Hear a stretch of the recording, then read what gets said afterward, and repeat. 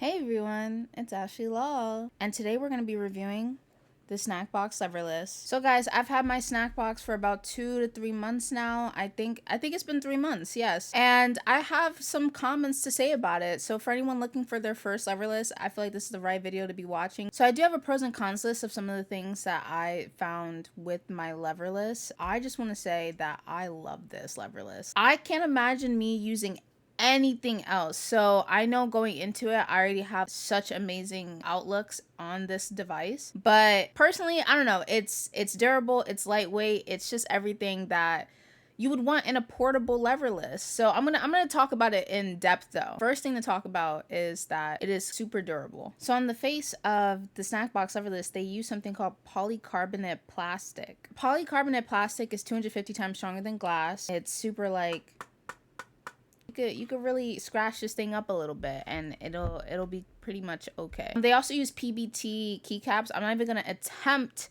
to say this word, but PBT is this. It is also described as premium plastic, known for producing a deeper, thicker sound on keyboard. They use a mechanical keyboard switch for their leverless, so that is the noise that you're going to be hearing when I do a sound test. So some of the features about PBT keycaps is that they have a matte finish and they also are oil resistant. So not only is it there for the aesthetics, but it's also there for the durability of the product. So when I went to CEO, someone showed me their Hot 42 T series and their leverless keycaps looked super worn out. I didn't think that was going to be like one of the issues or one of the wear and tear aspects of owning a leverless, that the keycaps would wear off. So the Hot 42 T series uses low profile 6mm disc keycaps, which pretty much means that when you're using the Hot 42, it's similar to like typing on a laptop, and when you're using the Snackbox Micro, it's similar to typing on a mechanical keyboard. Now, I've spoken about the durability of this product, but I will say like there are other leverless that if you drop it from your knee, it won't break. I don't feel like this is one of those products that you could do this with. I do feel like if you do drop this product, that it will break.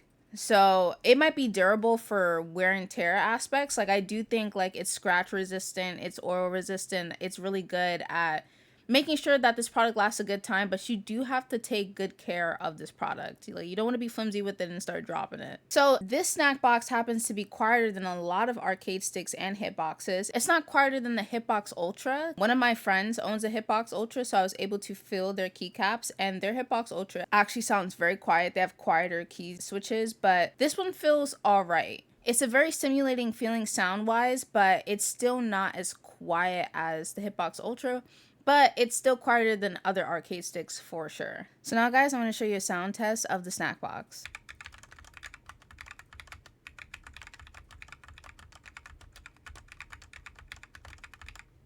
So another key feature that this leverless has is that it is small, guys. Like it's a very small leverless. So it's about the size of like a Nintendo Switch. So you could really just put it in your bag. I personally, this is my everyday bag. It's a little tote bag and I put my leverless in this bag.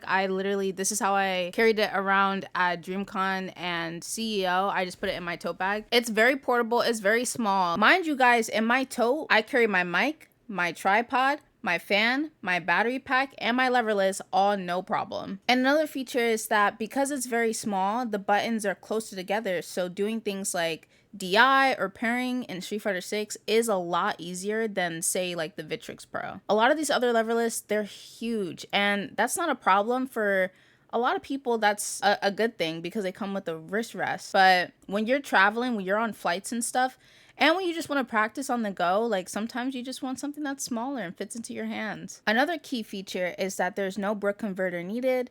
For the Snackbox Micro, it works with Xbox, PC, Steam Deck, Switch 2, PS5. Just use the USB, plug it in, and it works. I know for other leverless, you might need a brick converter. I believe you need one for Hot 42. Maybe not all the series, but I do think you need it for the T series. But yeah, you're also supporting local businesses. Guys, this is a small company based out of Georgia that makes these leverless customizable controllers. And when you're buying a leverless, like this is for the aesthetics. It's supposed to be for the aesthetics, for the people that love customizing things. It's very easy to customize the leverless. They have all sorts of artwork on the Junk Food Arcade website. You could really like personalize this leverless and make it yours. All right, guys, so let's talk about some of the downsides. There are two big downsides to the snack box. The first thing is that it's $200.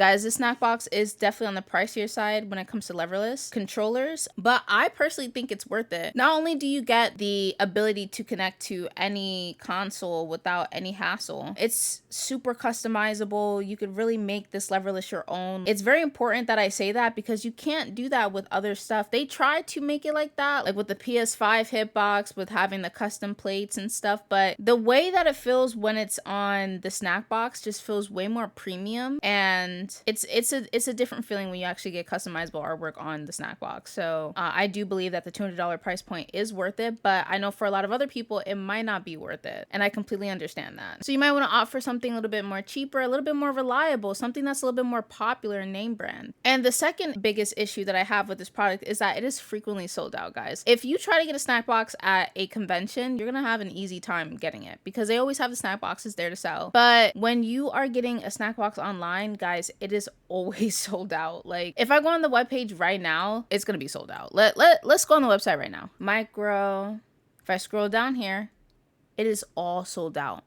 It's all sold out, guys. I specifically wanted a pink leverless too, so that was extra sold out. Like the purple and the black one, they kept coming back into stock, but the pink one was not coming back in stock. It took me months to get this leverless. It made me regret not getting one at a convention. So if you do see them at DreamHack, CEO, Evo, whatever gaming convention you go to, I would say just go to them at a stand because trying to get one online is definitely going to be a hassle. I just want to add one more con to the snack box is that it is really small. So if you do have larger hands, it's probably not going to be the best investment because you will have wrist issues. I haven't faced any wrist issues yet, but I do know that that is going to be a problem long term using something so small. I play on my desk. I don't play on my lap, but I have been forced to play on my lap at times. With this one in particular, since my hands are small, I don't have the issues of extreme wrist fatigue, but I just want to put it out there that it does exist and it probably will exist later in the future for myself. So that is another con to this item. The fact that it's small is a pro, but it's also a con. But yeah, guys, I do think that the Leverless, the Snackbox Micro, is worth it. It's a really good leverless. It's super cute, super portable. It's lightweight, low latency.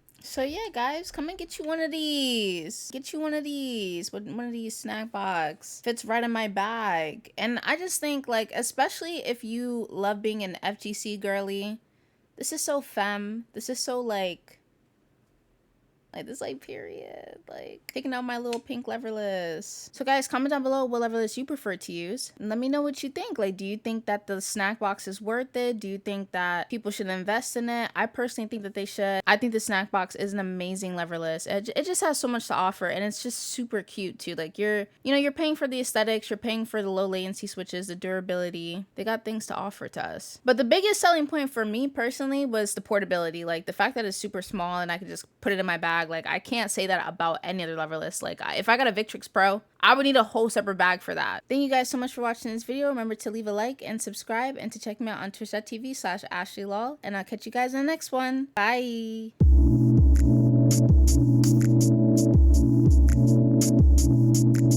2000 Radio.